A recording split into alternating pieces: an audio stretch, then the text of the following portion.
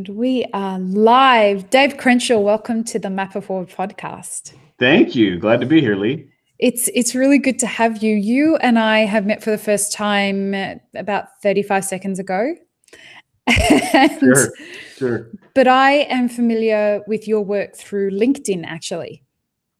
I don't know if your assistant, Victoria, told you this, but I'm actually including you in a book that I'm writing at the moment. Oh, great. Thank you. You're welcome. It's a book for coffee roasters. It's about mapping their career and business as a coffee roaster. We have a map for a 10-year map for their career. And how I stumbled upon your work was when I was trying to find resources that because let me clarify this. People in the coffee industry really suck at time management. We just have to do everything very quickly. That's just the way it goes. And so because of that breeds a mindset of constant hustle without consideration. Does that make sense? That makes absolute sense. Yeah. And so I don't think it's unique to the coffee industry. I think it's a common problem for most everyone right now. Do you think that? Oh, absolutely. Tell me more. Well, okay. So one of the things that I do, I go speak a variety of different places, and I know you're Australian. I actually had an opportunity to speak there last year. And so one of the things that I'll do when I'm talking about time management, when I'm giving my speech about the myth of multitasking, is I ask people to self-categorize. So I say, on one end of the spectrum, we have people who they've always been organized their entire life. They've never had an issue with time management. They're completely in control of their time. I call these the focus masters. And then on the other side of the spectrum, we have the chaos masters. These are people who have always been disorganized, always had trouble keeping up. And then in the middle is everybody else. And I ask the audience, how many of you can say that you've always been in control of time management and you've never, ever had an issue with time management or organization? And it's usually about 1 to 2 out of every 100. I figured. So that means that 98% of the people listening to this are having issues with time management. They're screwed up. They're falling behind. Damn straight. It's something that, I write it in the book that I've been an entrepreneur for 20 years. And I feel as though the very difficult thing for me was learning how to organize my time and my mind, and have been on deep spiritual journeys to figure that out, because I feel like that's going to flow on to my time management if I can sort my psyche out. Is that something that you, through all the research and exploration and pondering that you've done, have you found a correlation between those two things? Well, the first thing to understand, and it's important for people listening to this, is to know that the person talking to you, I mentioned that spectrum.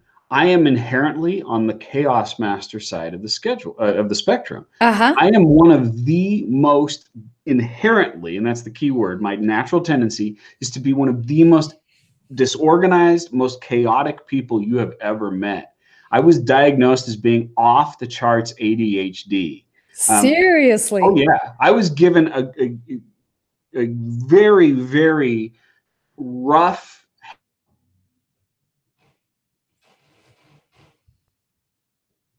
Oh dear. Dave. And I come from a different perspective. I say we cannot change who you are inherently. What we need is a system that is easy, that is so simple that even somebody like me and like a crazy busy entrepreneur like yourself can follow it. I believe that the system and practicing with that system and getting reps with that system is more powerful than trying to learn some sort of self-discipline that we don't have. Right.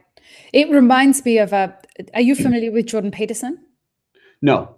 You might find his work quite interesting. Jordan Peterson's a psychologist from Canada.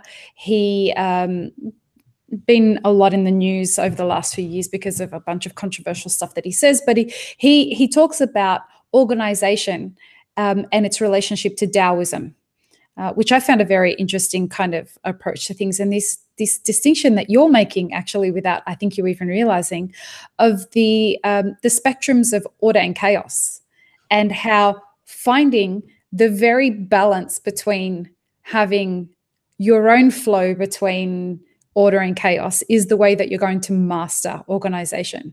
And that's essentially what you're saying, right? Not necessarily, no. Oh, go what ahead. I'm saying is that you can have organization and you can be on time and have that regardless of where you are in the spectrum. What I'm saying is that conditioning is more powerful than discipline. If you listen to a great, some great athletes, yes, and often they'll say something like, "I'm the product of great coaching."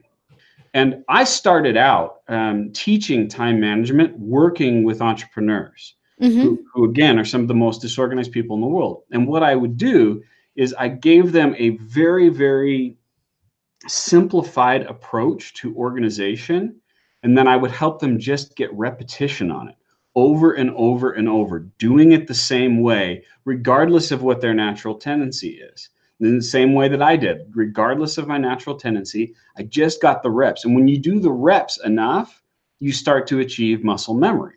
And it starts to become second nature. That's what the biggest problem that people have with time management, or the biggest problem with their approach to time management, is they read a book or they go to a seminar and they think that that's going to change them. But it's not. It will never change. Just hearing something will not change your natural tendencies. In order to achieve that sort of predictable outcome, you have to do the reps. You have to sit down in the trenches and have someone hold you accountable while you do it over and over and over 20, 30, 40, 50 times. Which is, I guess, how you turn chaos into some level of order. It's the conditioning. It's correct. My version of your story is I'm inherently lazy. Okay.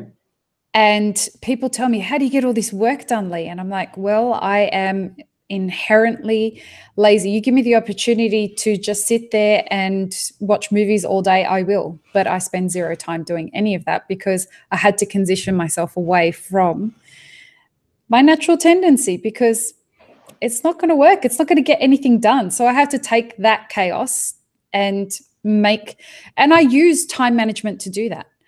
It was something that you said that finally made the ball drop for me this year. For about 10 years, I've been looking for a motivator to force me into a time management strategy. Because other than that, all I was doing was creating a list and trying to check everything off as quickly as I could. And if I couldn't, then it would just have to wait till the next day. And I finally got that statement from you. And it was when you posed the question of the idea of getting to the end of the day feeling victorious. Yeah, the terms of victory. The terms of victory. And so when I heard you talk about the terms of victory, I'm like, that's it. How do I get to the end of every day feeling victorious? I talk a lot about life currencies, and we define them a lot in this coming book, and we talk about it a lot in this podcast. And your life currencies are the things that have value to you that you can increase and decrease, but they're not money. They're the things that you really live for. And for me, that statement, when you were talking about the terms of victory, I'm like, that's what I need. I need to get to the end of every day feeling victorious, so that I feel that I lived a day that was worth living. Yeah, that's beautiful. I'm glad that helped you out. It's something that I teach in my course, Finding Your Time Management Style, on LinkedIn Learning. And that is a place where there is flexibility. Yeah. So it's sort of like my time management approach is there's a core that everyone needs to follow. And if you deviate from that core, you're not going to succeed, because it's designed to protect you from all the different influences of distraction in your day. But that core is pretty small. And then from that, there's a lot of flexibility and that you can operate.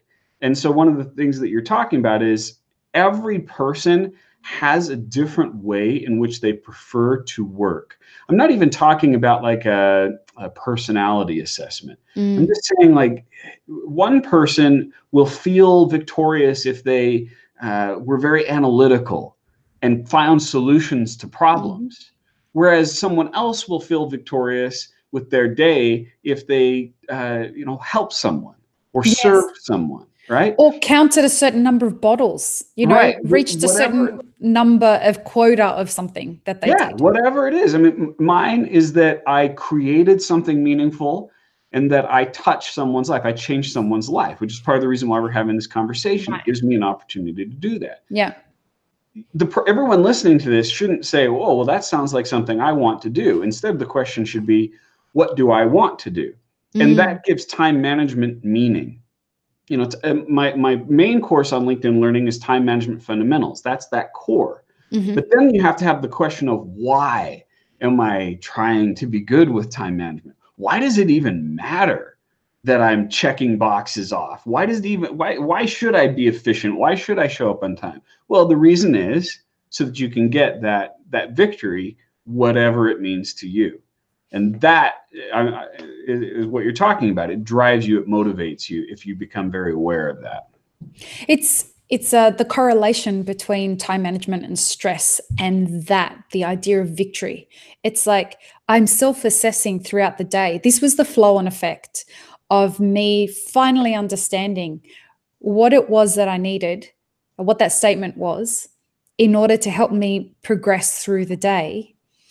Because now I self-assess right from the time that I get up all the way through the day. Am I heading towards that feeling of victory? Or am I lagging behind? Have I done anything yet in this last 2 hours that's helping me get to that feeling that I need at the end of every day? And it's really great. It's this idea that it puts me back in control. I now spend less time on social media, which is awesome. All my unproductive time, I'm constantly self-checking and saying, Lee, is this contributing to your victory? And if it's not, stop fucking doing it. It's not helpful. Well, that makes my day to hear that that's a meaningful thing for you.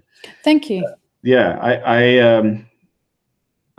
I think you can apply that same principle not just to your day, but to your week, to your year, and to say, all right, at the end of this year, what is it that I'm going to have accomplished that I'll win the year? And you can do that with the month and with the week. You could even do that within, if you're really feeling like you're not focused, say, how can I win the next hour? At the end of this hour, what is a victory for me? And you mentioned that you're inherently lazy, which I can relate to that feeling. A lot of entrepreneurs I meet are inherently lazy, and they get a beautiful thing.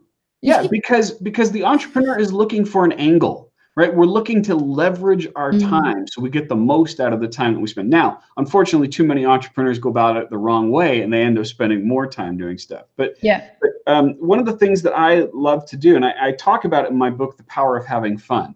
And the power of having fun is about the importance of scheduling time in your day and your week to enjoy an oasis. And my favorite oasis is a video game. I like to play video games. I've got a little thing set up here with a nice big TV and my Xbox One. And that's really where I got that concept of victory, was the idea of an achievement. I love getting, achievement on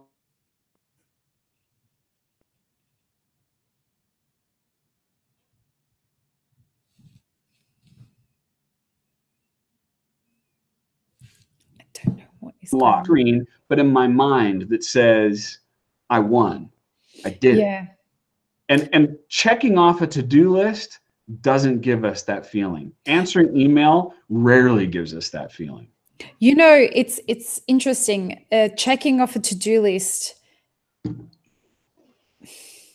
I guess I'm running 2 businesses, and so and 2 very different businesses, both very innovative in the space. And checking off the to-do lists right now are the thing that give me the breathing space to know that things have been done. And so that, I guess I'm coming at it from a perspective of, I hesitate to use this word, I want to qualify that, but it's a survival thing right now. It's one of those things of, I survived the stress of today. And I did it in a way where I got shit done without surrendering to the stress. And it's tax time. That's where all the stress is coming from, getting all the bookworks done and getting everything lodged in time and blah, blah, blah. Outside of that, I'm inspired by the pressure of all of it. But it's doing shit I don't like. Yeah. And that's a miserable way to operate. Yes. And again, going back to the power of having fun, I talk about how we get stuck in the desert. Think about what a desert is. It's I'm going from point A to point B, and there's a long stretch of deprivation. Yes. There's this long feeling like once I get to the other side, then I'm going to be happy. And for entrepreneurs, when I sell my business, right, then I'll feel liberated. Yeah, I'm not a fan of that. Tax time is over, then I can enjoy life. I posted up a thing about this, and a woman commented and said, if only I could retire. And that is the mindset of the desert. But allowing yourself to go through the desert is terribly unproductive. That's not miserable. The right way. Yeah. So what we want to do, if we're going from point A to point B, is we want to establish lots of small oases along the way. Yeah, I love that. Yeah. So you say, once a week, I'm going to do this. And it doesn't have to be big, and it doesn't have to cost a lot of money. It's just, once a week, I'm going to enjoy an hour of my favorite show on Netflix. Once per month, I'm going to take an afternoon off and get a massage, or I'm going to go ride my motorcycle through the mountains, or, just go for whatever it is meaningful to you. Yeah. And every day I'm going to play video games for 30 minutes. And I know that I have that little oasis. I've got to ask you, how do you do that? How do you just play for 30 minutes? Just play for 30 minutes? Yeah, how do you play I schedule it in my calendar. It begins with how do you calendar. walk away? What's that? Do you never get tempted to go for longer than 30 minutes? Oh, sure. But it depends on where you schedule it. So for instance, one thing that I do is I say, I'm going to schedule it at 4:30. And most of the time I work from home. I do travel around and speak a lot, but most of the time I'm from home. So at 4:30, I have an appointment in my calendar that says stop and play. And what I do is I stop and play. And then I've got another hard stop on the other side of that, which is at 5 p.m. My little 5-year-old girl comes in and opens the door and says, Daddy, time for dinner. Okay. Time to come downstairs. Okay. So I have a next appointment afterward where people are expecting me to do it. But it begins with the commitment to the calendar. Honestly, I find most people have the opposite problem. Their problem is, well, I really shouldn't do that right now. I should probably get a little bit more work done. They feel guilty. Guilt is a very, very negative motivator away from doing the thing that will help you be more productive, which is take some time to take a break. So you have to give yourself permission. You have to recognize that when you allow your body to feel the dopamine that comes in when you do things like this, it actually improves productivity.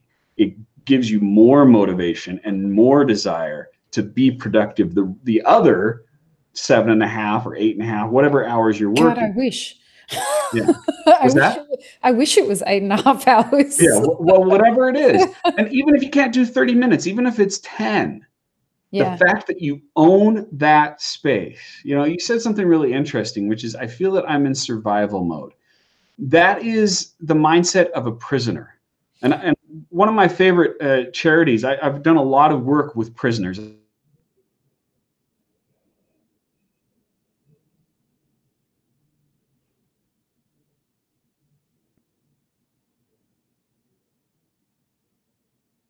I've been into this mindset of I'm stuck, I'm here, and they start to hunker down and they start to just do what they can, when in fact, what they have is a great blessing. They have the time to work on things, to create their own terms of victory. And anyone who's in that prisoner mindset, you can say, all right, yes, I have to comply. Yes, I have to do the basics, but then I'm going to go a step further. Then I'm going to take control by saying, this is what I'm going to accomplish, and no one's expecting it of me. Right. For me, this is the only time of year that I ever feel that. It's when I'm trying to, and there's business things that are happening, all great, all amazing business things that are happening. We're in a steep growth period. and then tax time comes along, and kind of everything just has to stop right now. Yeah. Well, the things that I work on have to stop right now so that I can get everything in order to submit in time. And I found out that I had missed a date in submitting something. And then, you know, that's the stress, and you think, I just got to get through this day. And it's 4 or 5 days out of the year, and it's an unreasonable amount of stress. And my accountant's like, I don't know what the fuck you're freaking out about. Stop it. You know, it's that kind of thing. You do have to get through it, but you can still say, at 12:30 today, I'm going to read a book. Oh, I do. 30 minutes. So I start my day with a gratitude walk. I go to a local park here and I do a 2-mile walk, and it's a gratitude walk. And so I pick one of my life currencies. I have 7 of them, and I ponder on that for 2 miles. And then I do the same thing at 4 o'clock.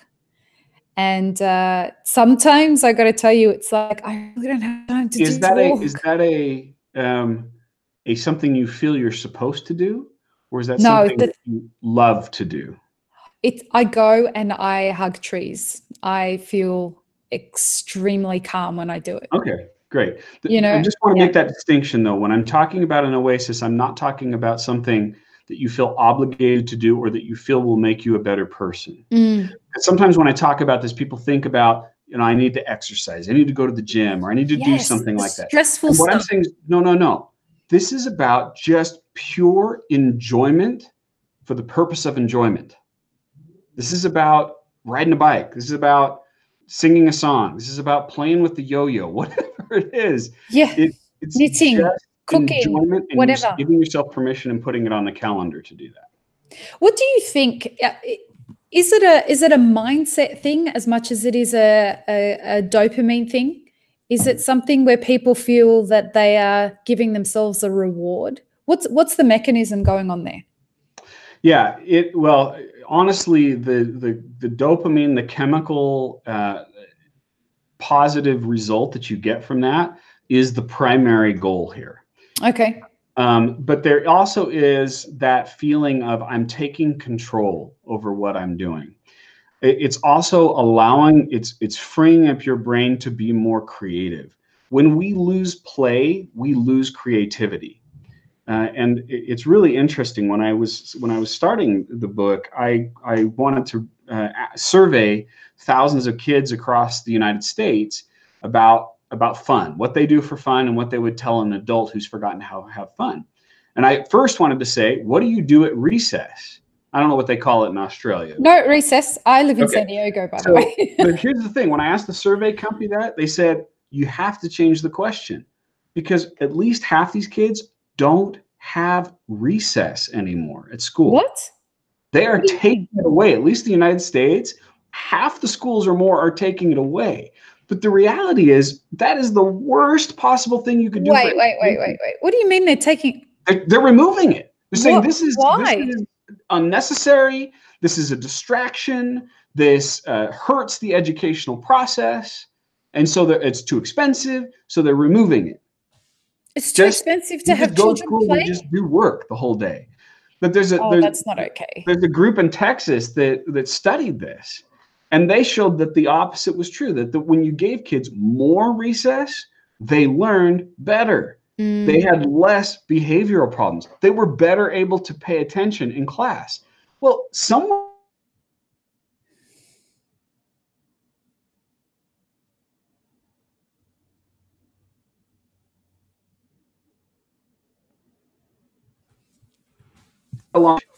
but the benefits are no different to as adults than they are to children. The application may be different. I don't expect people to drink from sippy cups and jump on trampolines in the middle of the day. I'll jump on a trampoline. Well, no problem. For you.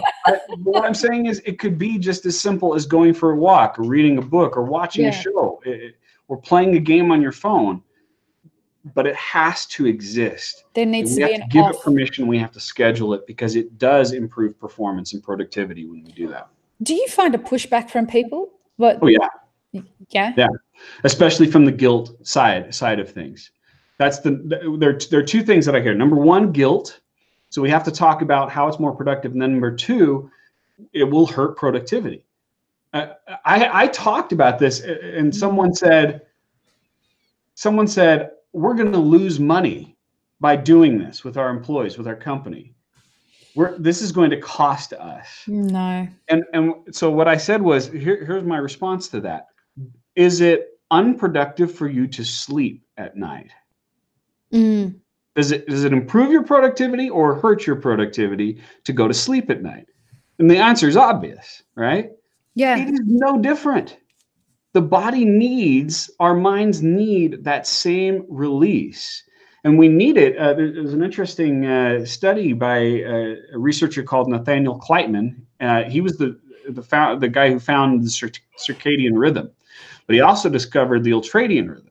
And the ultradian rhythm happens multiple times within the day. So every 90 to 120 minutes, your productivity drops. It just goes into a trough. If you keep working past that, it just doesn't recover. It just stays in that trough. Really? Yeah. So what you need to do is every 90 to 120 minutes, take a break. I worked with a manager once. He worked for a business owner client that I coached.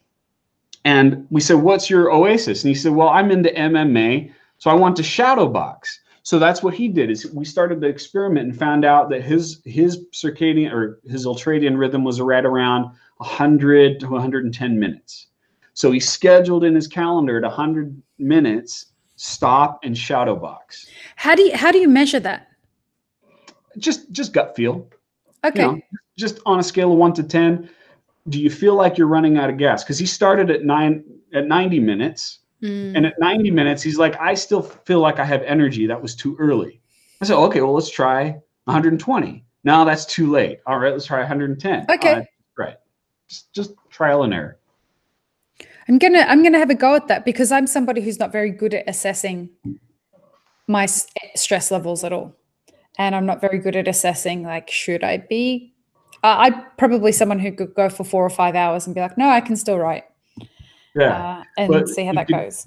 Yeah. So you might be on the 120, but what I would do is experiment with it on a week. Create a schedule where every 120 minutes you force yourself to take a break, and then compare your productivity. That's a great idea. Yeah. Yeah. How do you stop yourself from getting lost in the breaks? Schedule time, reminder. So I would have if I schedule it, I would also have a reminder pop up on my phone that says, all right, now it's time to work on this. Is there a difference between people who are tied to their calendars and people who aren't? Because can you be structured without being tied to your calendar and having your phone ping? No. Damn. Everybody asks me, what's the best app? Right? That's what we're all addicted to. Yeah. Like, I want the best app on my phone. What should I download and use? And I say, the calendar. Use the calendar. And people are like, oh, I need something better than that. I'm like, no, just the calendar is more than enough, because the calendar represents your time budget. This is a principle I talk about a lot in my time management training. You need to budget how much time you're going to spend on the various things of your life. Now, there are ways to be flexible within that calendar. For instance, really, and I talk about this in Finding Your Time Management Style, about how really highly creative types, we need to schedule time for openness. Yes. Like, there's a person that I worked with, and we just schedule 3 hours to just dream. Yeah. I'm a ponderer. So for me, that's why I really, are you there, Dave?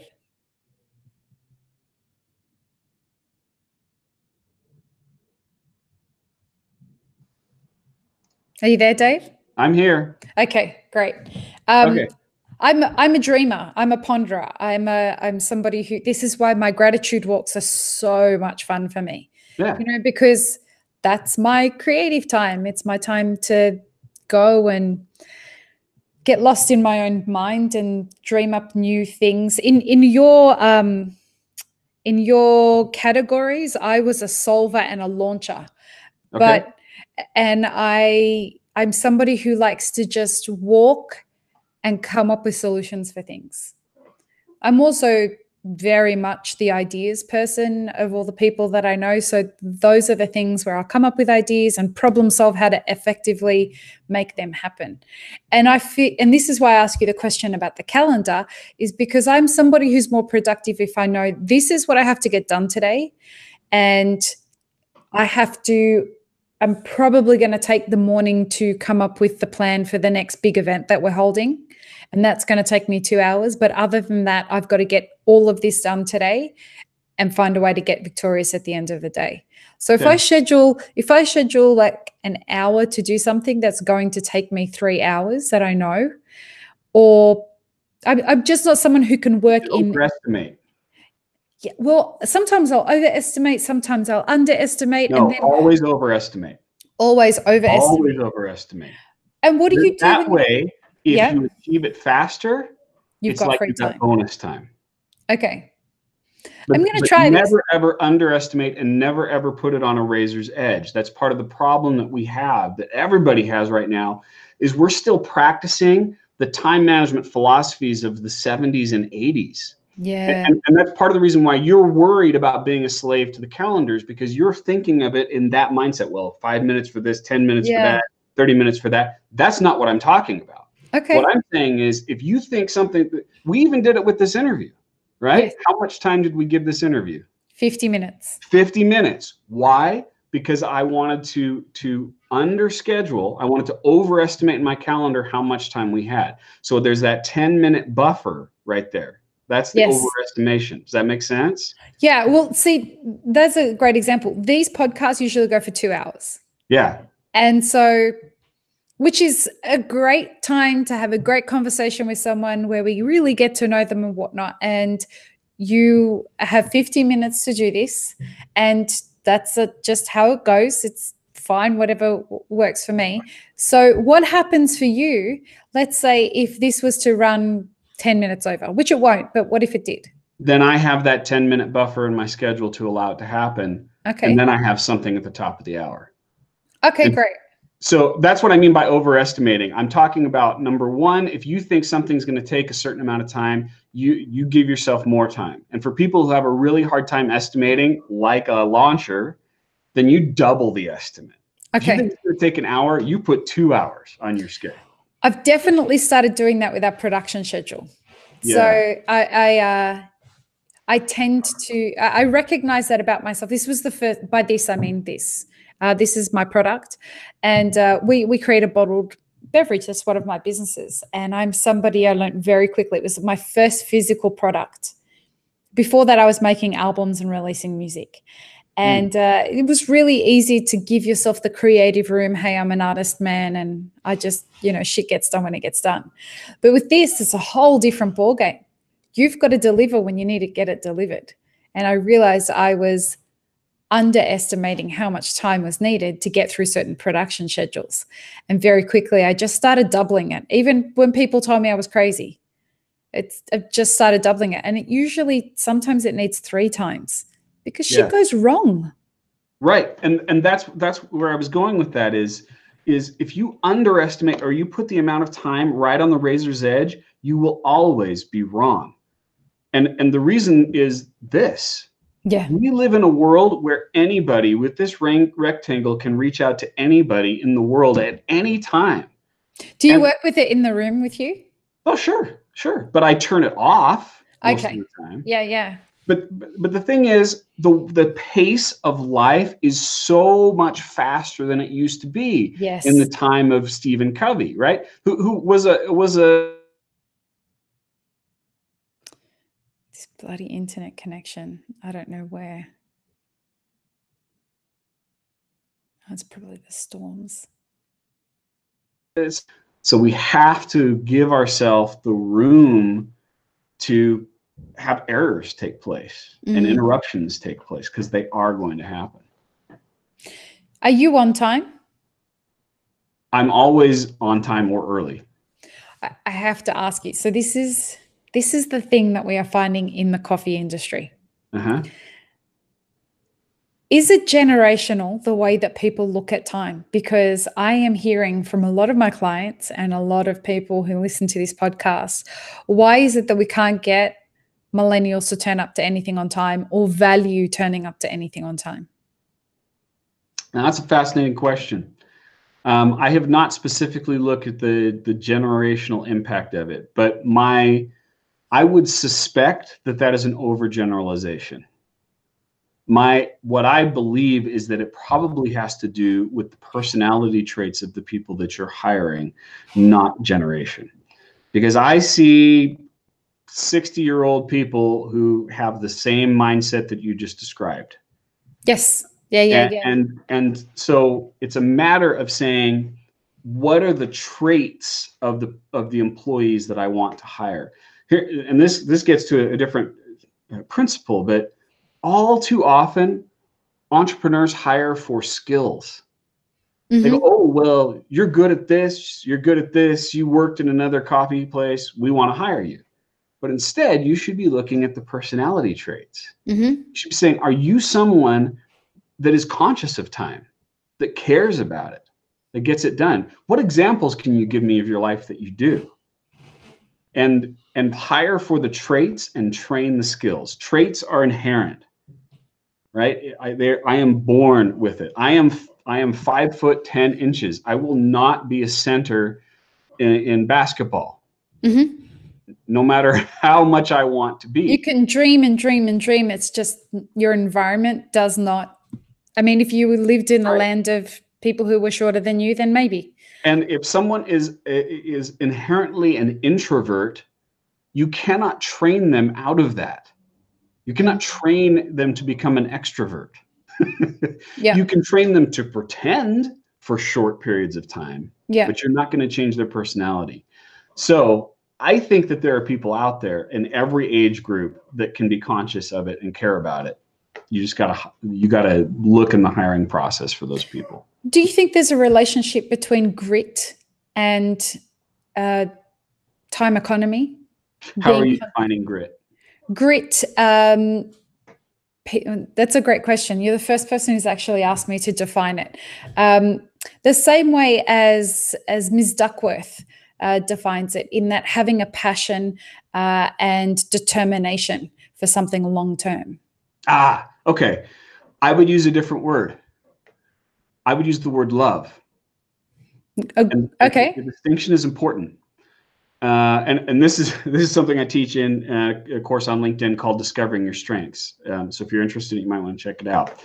But when someone loves something, when they are passionate about it, they are willing to put up with crap for long periods of time. And this is why some people are more successful than others, is very often because they chose to be a part of something that they cared about. I love what I do, which enables me to put up with stuff. I love writing. That enables me to put up with editing, which is horrible. It's the most miserable thing that I can possibly do. Yet I am willing to put up with it because I love the other part of it. So I would look for people who are passionate and who care about what they are, and that gives them grit, that gives them determination. So you don't think that grit is something that can be cultivated? I think it just depends on the interest of the individual. Okay. I have grit to teach people. I have grit to get up on stage. I have zero grit to do math. I give up in a moment.